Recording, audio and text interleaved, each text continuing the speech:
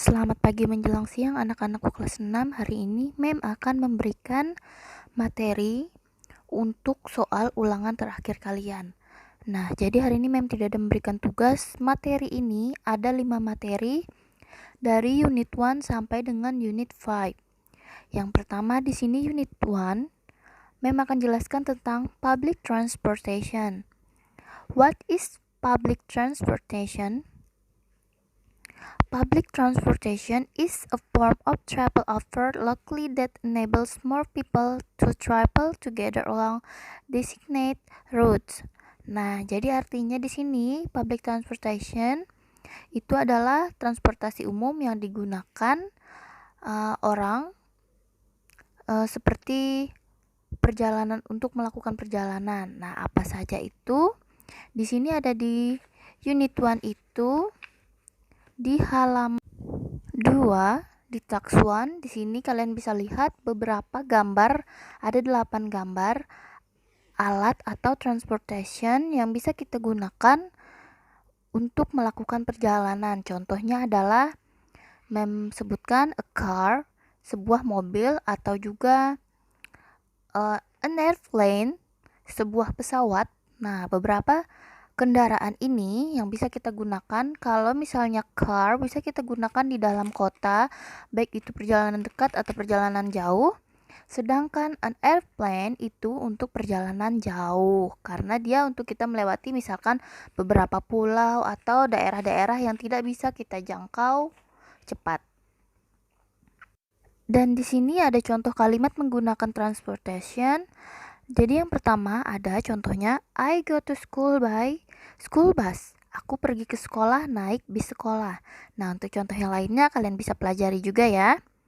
Dan kemudian kita akan mempelajari tentang frekuensi. Apa itu frekuensi?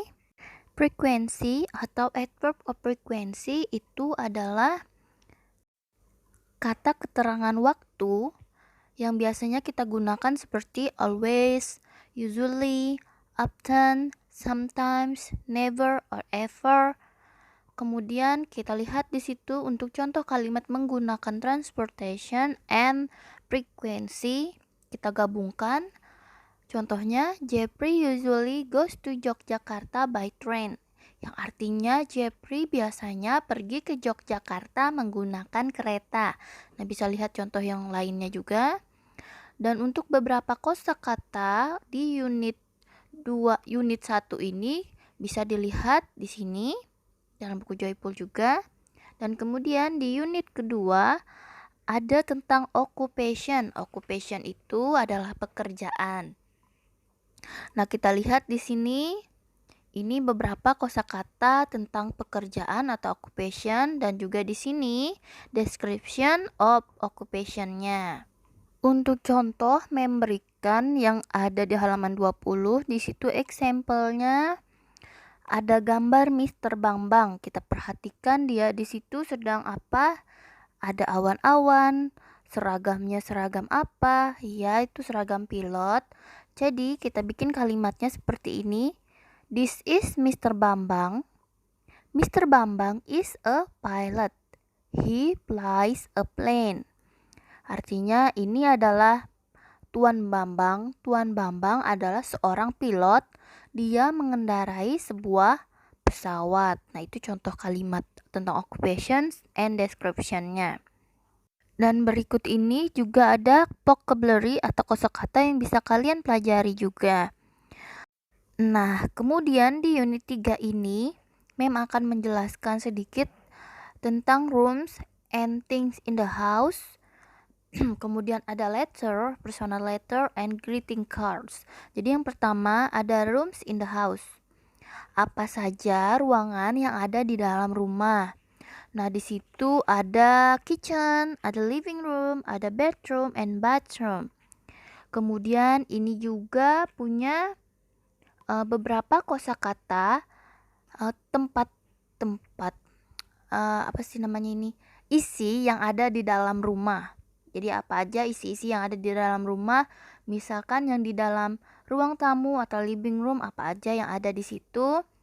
Kemudian ada apa aja yang ada di dalam bedroom, tempat tempat tidur kamar, dan juga in the kitchen, di dapur apa aja yang ada di sana thingsnya, dan kemudian apa aja yang ada di dalam bathroom, atau ini kita biasanya bilang WC atau toilet ya.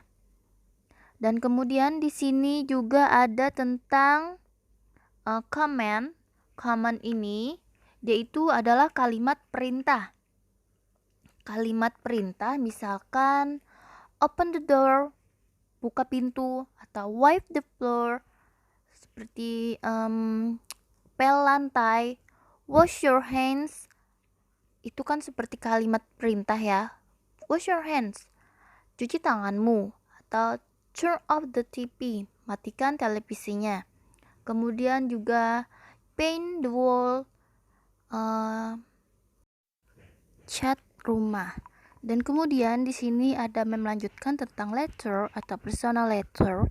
Kenapa disebut dengan personal di situ? Karena surat pribadi atau surat dari sendiri ya. Nah, di sini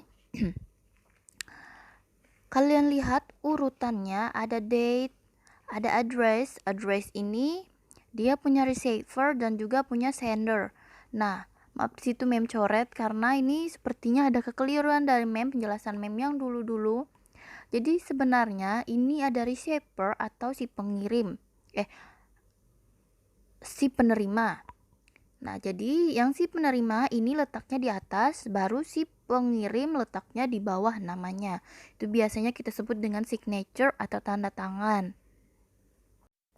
Dan setelah ada address, kita punya di sini ada solution. Solution ini kayak yang pernah mem jelaskan juga, dia misalkan love atau dear. Biasanya kalau love itu letaknya di signature. Nah, kalau biasanya solutions bisa pakai dear. Dan kemudian dia punya introduction. Introductions ini adalah kalimat pembuka.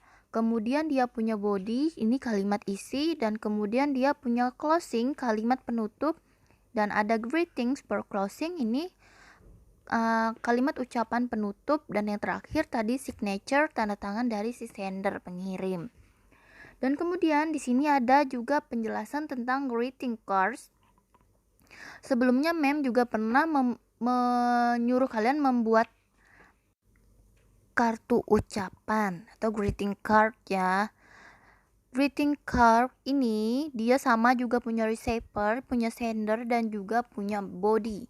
Biasanya di sini receivernya itu harus kita tuliskan karena kita tidak mungkin tidak menulis penerima, karena nanti bila tidak ada penerima maka suratnya atau kartu ucapannya akan nyasar. Dan di sini juga ada beberapa kosakata yang bisa kalian pelajari dan ingat kembali. Oke, sampai di sini materi kita untuk di semester pertama. Tetapi ini masih part 1, jadi masih ada part 2, akan menjelaskan kembali di part 2 untuk semester kedua. Jadi sampai di sini dulu semester satunya, sampai jumpa lagi di semester keduanya, materinya maksudnya ya. Bye.